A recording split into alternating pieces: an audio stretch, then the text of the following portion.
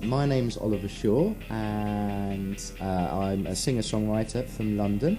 When I play live, I whimsically call it the Oliver Shaw experience. So I have a quote here from your The Amazing Tunes, and it says, "I am a singer-songwriter and poet who writes about life through my eyes in the hope that someone will understand." I wonder if that's something that affects you and that's something that's, important to you to feel understood. It is. I always thought at a very early age, my early description of writing poetry, not that I do all the time, it mainly comes out in song form now, but my early description of it, you could look at something that's topical, or you look at something that's only, even if something's topical, it might not mean something 100% to you, unless you're affected by it yourself, or your friends, your family, or just emotionally. It's like people keep throwing stuff at you, and unless it actually hits you, it really doesn't affect you. You might be a bit scared, but unless it really hits you, like, oh wow, I'm fucking scared now. But my determining poetry, if you like, for me, so that people understand where I'm coming from, is I've always thought I like quite abstract writers. Even Lewis Carroll, Peter Cook, John Cooper Clarke. I like people like that because even taking something that's mundane and everyday to us, seeing the beauty in it or seeing something that's different, trying to approach it from a slightly different angle rather than just being black and white or literal. The people I got into more, if I'm honest, without using examples because there's millions, but I was always more in the John Lennon camp than the Bob Dylan camp, let's say, just because he was a bit more abstract, John Lennon, and a bit more whimsical and a bit funnier, and probably just to a 12-year-old that meant more than anything else. And Bob Dylan was a bit more black, although he was very young when he wrote some of his best work, in my opinion, 18, 19 years old. Yeah, he was a bit too black and white, and I couldn't find, it didn't touch home to me.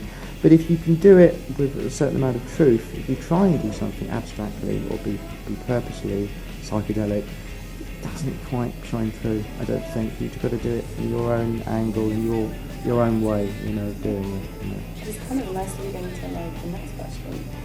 Good question, though. You see Sorry for the long answer. No, I like it. If you see yourself as like a singer-songwriter, obviously, and the poetry is something that's so important to you, your lyrics are so intensely beautiful, and you said that the next album of Darker Plains is a darker sort of a darker album compared to the stuff you wrote. It's obviously more intense. Yeah. Again, there's a lot of honesty in your music and your work. Can you tell me kind of what the album's about and what you like to write about in this specific album and where your head's at now? Yeah. Well, where my head's at now, I can't answer. No, my head's in a good place. I live a very happy life, and it's lovely to speak to you. When I'm writing, the first album, because it was a classic first album, I didn't know I was doing an album utterly until about 4 tracks into my first album, and I thought, this could work as an album. Maybe I'll do an EP. Because of my slightly obsessive personality, I thought, I could do an album here. So I was playing around with about 12 to 14 different songs, at least 10, and I thought, this is great. I amazingly, a very nice person, a fan of mine, unbelievably funded it to go on vinyl. It was amazing. This time, I wanted to get straight onto my second album. I don't know if it's a concept album. It is in the sense that it's 10 stories, all personal, going on about how I write. They're all personal to me, but some are. One is about. They're not all a walk in the park, the songs necessarily. One is about my favourite actor I've had an obsession with my whole life for some reason, called Peter Sellers, and he suffered from schizophrenia. So one song, Everyone Needs a Dan Leno, is about schizophrenia because he had a heart attack when he was 40. This is a quick story. But he had a heart attack when he was 40 years old, Peter Sellers, and he believed, and it was announced on the BBC, and he's the only person in history, they announced on the BBC he was dead, revived him and resuscitated him, and had to announce the next day, we've resuscitated him, he's alive still. He was 42 years old actually, married to Britt Eklund, who was like 20 years younger than him, a drug addict by this point. He'd been movie stars with proper stars, he was the most famous actor in the world at this point, it was like the mid-60s. And then he believed he was A, immortal, and B, that he was a street performer from the early 1900s called Dan Leno. And he would talk to his manager on the phone and say things like, oh, what is it? Oh, is it in Barbados, this film? What do you mean we're going to be 2 weeks in Austria? Hold on a second. And he'd go off the phone and be talking to somebody. His manager would say, you don't have a European manager, do you? You don't have any manager? He said, no, I'm just talking to Dan. And you say, who's that? With Dan Leno. He said, he's my spiritual guide.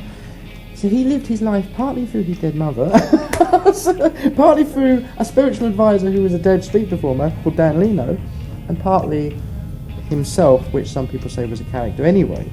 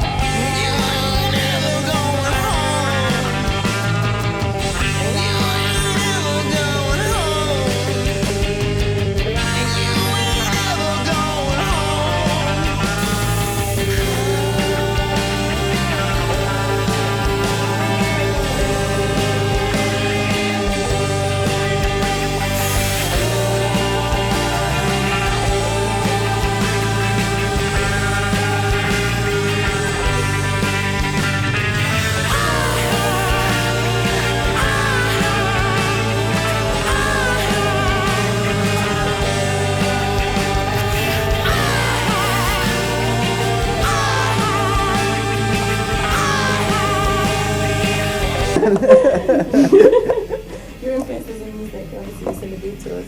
I read. Oh, that's quite a young I read one. the Yeah, Beatles, the Doors, the Smiths, Radiohead, some other people. John Lennon, specifically Peter Cook. And this is a quote specifically. And anyone else who had guts, really.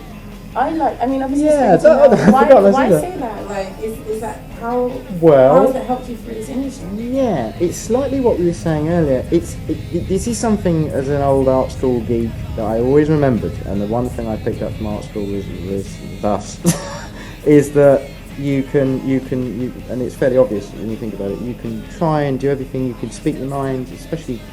Now you can say anything you want online to a degree, or you've got that feeling where no inhibitions, but it's actually doing things, setting it up, having a deadline, lamenting it in some form. Now I'm not being cocky about this, but there's an old Stanley Kubrick comment actually where he says, just get his advice to other artists or anyone in the arts is get your first, if you're a photographer, get your first exhibition out. I use that for music. If you're a musician, get your first album out. If you're a movie maker, get your first movie out, even if it's shit. Is the end of the comment. And it means, I guess he was trying to say, it laments you as the thing that you're trying to be. You know, if you're an aspiring documentary maker, get your first documentary out, see how it goes.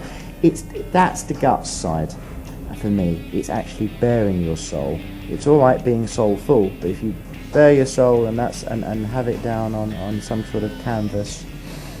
That's so obviously you've already mentioned Lennon is a big kind of influence in you. And again, this is a quote no one ever remembers this, but this is something I found and something that obviously has inspired you. You said Lennon has went through 4 stages: psychedelic, sad, political, and illiterate. Did I say that? Yeah, I've forgotten that. Yeah, that's my theory, but that's my interpretation of John Lennon, I guess. Right, which is great. Even better for your interpretation. What stage are you in now? What's the next stage for you? Well, Lennon also said there's a 5th stage, because Lennon also said that one of his heroes was Bob Dylan. Bob Dylan said once in the few times that they met, I don't know how many times they met, that he said it's all about you, baby, or whatever. He said it's all about you because he was like his psychedelic stage. John Lennon thought, oh well, that's me being abstract. That's part of my artistry in this period. Like painters have different periods. It will always be about you and your interpretation. And John Lennon was kind of, he said, and once he learned that, you know, in his mid-20s, when the Beatles were knocking about, he said once he knew that as a grounding, as a format, that gave him such confidence. Bob Dylan always knew that about himself. For an example, you could write, my interpretation of it is I could write a song about Brexit, I could write a song about anything that's topical, but it would be my interpretation as the artist about it, and then it's free for anyone else to take on their own interpretation. Without confusing things, you know, passing the ball around, whatever. She wouldn't want to admit, but anyway. Yeah. It's that. Quite vulnerable. It's quite songwriting is a bit of everything. It's like it's weirdly like a comfort blanket, like a superhero's cape you drape over yourself. It's got this protective mechanism. Somehow, music for me.